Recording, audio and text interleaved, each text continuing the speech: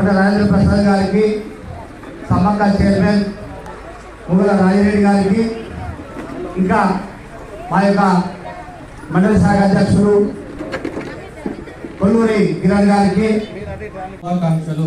ఇక్కడ ఉన్న ప్రతి ఒక్కరికి, పెద్దలకి, మహిళలకి, యువకులకి ప్రతి ఒక్కరికి తెలియజేస్తూ వేదిక పైన ఉన్న చైర్మన్ గారికి, మున్సిపల్ చైర్మన్ గారికి, అదేవిధంగా ఇప్పుడే నూతనంగా ఎన్నుకున్న హనుమాన్ టెంపుల్ చైర్మన్ శంకర్ గారికి, అదేవిధంగా డైరెక్టర్ చందర్ గారికి, నాగరాజు గారికి, శంకర్ గారికి, నరేష్ గారికి, మధులత గారు రాలేకపోయిన వారికి, మరియు రాజేందర్ గారికి, ఇంకా అర్చకులు భాస్కర్ శర్మ గారికి, వాళ్ళందరికీ పేరు పేరున వాళ్ళకి అభినందనలు తెలియజేస్తున్నా. ఈ సందర్భంగా అదే ఇక్కడ విచ్చేసిన పెద్దలందరికీ మరొకసారి పేరు పేరున నమస్కారాలు.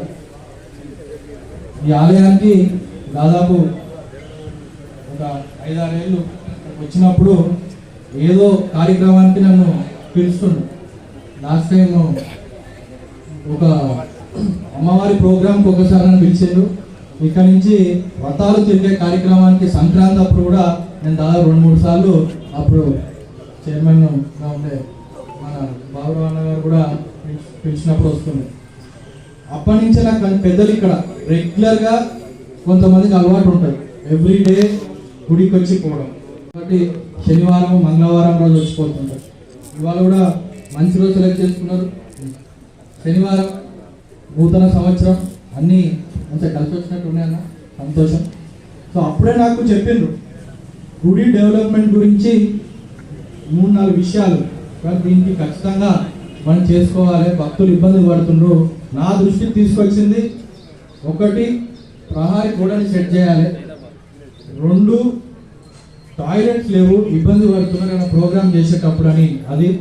ఇంకోటి కమ్యూనిటీ హాల్ నిర్మిస్తే దానికి ఇక్కడ చేసే పూజలకు, హనుమాన్ చాలీసా ఏదైతే కార్యక్రమాలు చేసుకుంటారో ఏదున్నా అది ఉపయోగపడుతుంది అనేది, దాంతోపాటు ఫ్లోరింగ్, ఇవన్నీ కార్యక్రమాలు ప్రతి కార్యక్రమాన్ని ఈ 4-5 ముఖ్యంగా ఈ దేవాలయానికి అవసరాలు ఉన్నాయని ఏదైతే నాకు చెప్పిందో తప్పకుండా. 1 గత 3-4 సంవత్సరాల నుంచి దీనికి ఆలయానికి పర్మనెంట్ కమిటీ లేదు. ఇప్పుడు నూతనంగా మనకు వచ్చింది. ఏదైతే మన నియోజకవర్గాల్లో 3 ఆలయాలకి ఎండోమెంట్ స్కీమ్ ఉంది. 1 ఇల్లంతకుండ, 2 మన హనుమాన్, 3 జైలుకుంటాల తుబ్బమల్లన్న. మిగతా గుడిలున్న ఎండోమెంట్ స్కీమ్ నుండి కమిటీ వేసేదానికి ఈ 3 దేవాలయాలు ఉన్నాయి. ఇది వేసుకున్నాం. త్వరలో ఇల్లంతకుండా కూడా నోటిఫికేషన్ వచ్చింది. అతి త్వరలో దాన్ని కూడా మనం ఇట్లాంటి కార్యక్రమం ఒకటి చేయబోతాం. అక్కడ ఒక మంచి కాంప్లెక్స్ కట్టాలని చెప్పి మొన్న ముఖ్యమంత్రి గారు 35 కోట్లు ఇచ్చింది. మేము అనేక సార్లు 2-3 సార్లు కలిసినప్పుడు కూడా ఏదైతే మన ఇల్లంతకుంట దేవాలయం ఉంటుందో దానికి కూడా ఫండ్ పెట్టాలి.